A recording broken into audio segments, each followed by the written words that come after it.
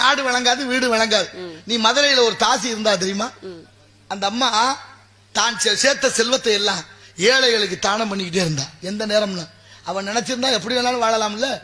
ஆனாலும் அப்படி வாழ நினைக்கல. ஏழை பெரிய பஞ்சம் வரும்போது அந்த பஞ்சத்துல ஏழை எளிய மக்களுக்கு சோறு போட்டு கடைசி அவ ஏழை ஆயிட்டான்.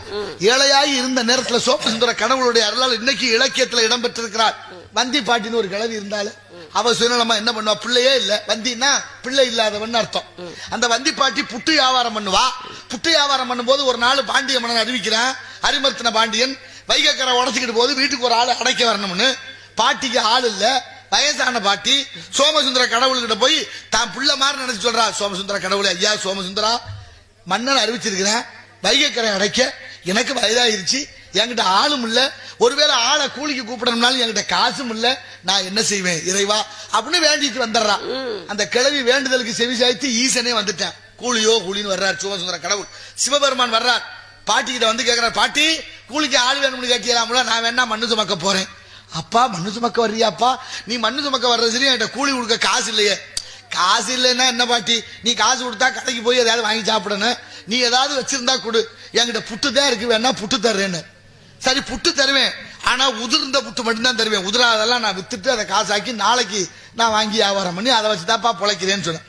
சரி உன் விருப்பம் போல, எது உதிர்தோ உதிர்றத குடு, நீ முழுசா கொடுத்தா கூட நான் உதிர்த்து தானே சாப்பிடணும், அதனால உதிர்றதே குடுன்னு சொல்றாரு சோமசுந்தர கடவுள். இப்ப புட்டு அவிக்கிறா, அவிச்சிட்டு இறக்கும் போது சொக்கா அர்ப்பணம்னு இறக்குறா, சொக்கா அர்ப்பணம்னு இறக்குறா. சோதனைக்குனாலும் பாரு, ஒரு புட்டு கூட கட்டியா இல்ல, பூரா உதிர்ந்தே இருக்கு. நம்ம எல்லாம் என்ன சொல்லுவோம், கொல்லி கண்ணை வச்சேன் போட்டு உதிர்ந்தே வச்சுட்டுருவோம் நம்ம எல்லாம் இல்லையா? ஆனா அந்த கிழவி சொன்னா, தம்பி உன் விருப்பம் போல எல்லாம் உதிர்ந்தே வந்திருக்கு, சொக்க விருப்பப்படுறாரு இருக்கு, உனக்கு கொடுக்க சொல்லி எல்லாத்தையும் நீயே சாப்பிடு அப்படின்னு இந்த கிழவி ஈசனுக்கு படைக்கிறான். இத இளங்கோவடிகள் சிலப்பதிகாரம் சொன்னது மாதிரி இந்த திருவிளையாடல் புராணத்துல என்ன சொல்றாரு தெரியுமா? தெல்லி அடி சிற்றுண்டி பொது நீக்கி அள்ளி அப்பா அருந்து என இட்டால் அமுதம் என அப்படின்னு படிக்கிறார். எவ்வளவு அற்புதமா பாருங்க, தெல்லி அடி சிற்றுண்டி பொது நீக்கி அள்ளி அருந்து அப்பா என அமுதம் என இட்டாலாம்.